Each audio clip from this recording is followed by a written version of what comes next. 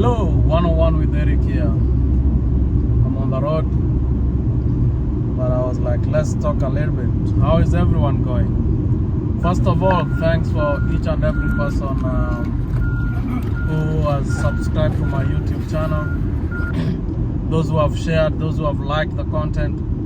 It's real good. But before we go forward, will you please take 1 minute, just 1 minute, and subscribe to the channel, because always I try to put in content like every time, but it's up and down, but we're still grinding.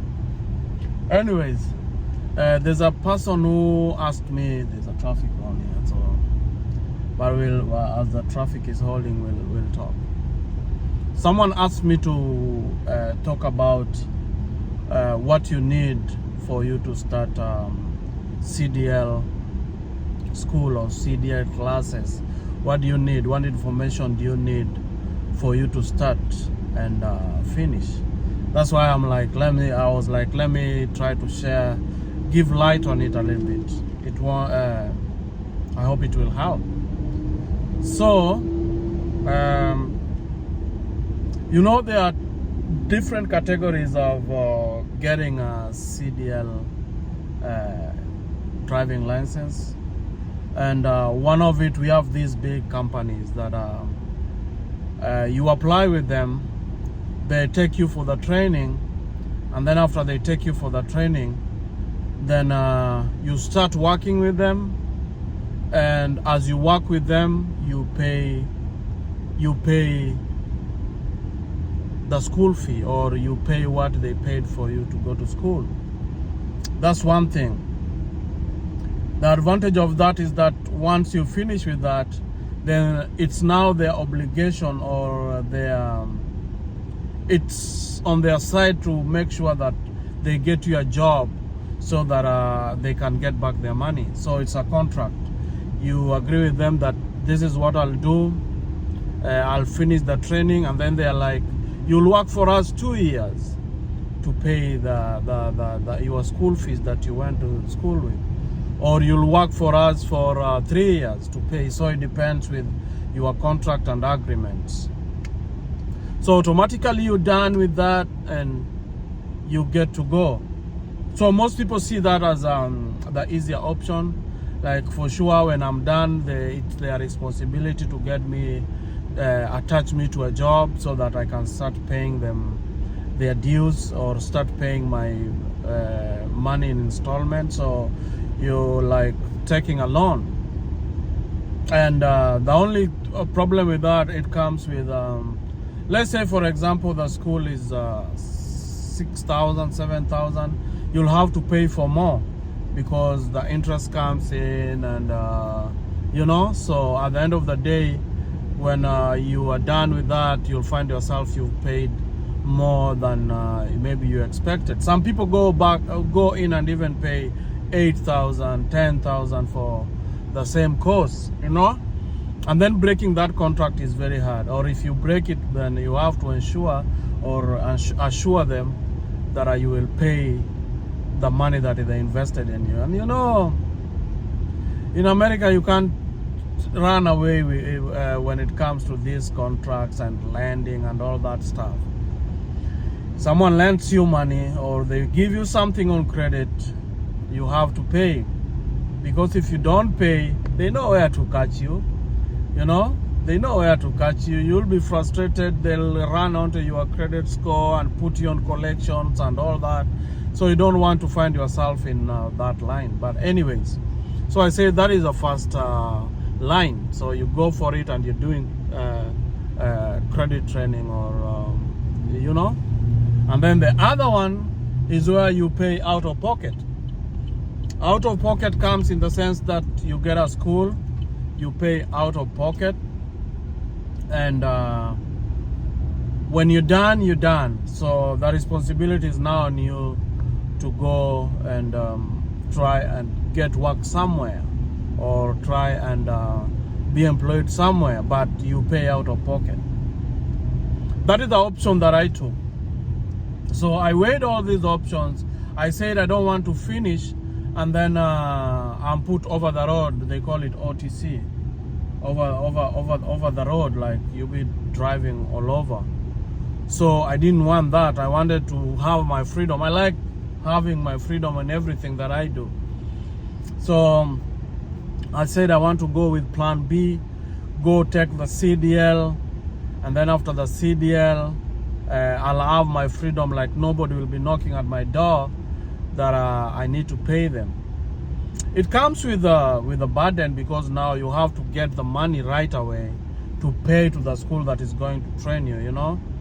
And when that happens, if you're not well planned, then you might find yourself struggling.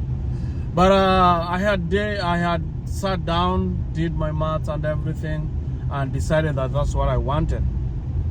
So after you decide that, then now you want to go and try and find a school. We have so many schools that offer you the CDL classes, and they offer you all the classes. Maybe you want to do morning classes, or you want to do evening classes, or you want to do weekend classes. And because we have also to pay bills around, I decided to take my evening classes, you know. And with the evening classes, it's easy. You go do your job, and then in the evening you go to class, and you be attending your class, you know. So it's not that hard. And so long as you are focused, it's so easy. Another thing that you have to look at when you go, when I was looking at it, how was I gonna go? They'll provide you with the resources, the books and everything. But we have a lot of resources online that can also help you achieve that goal, you know.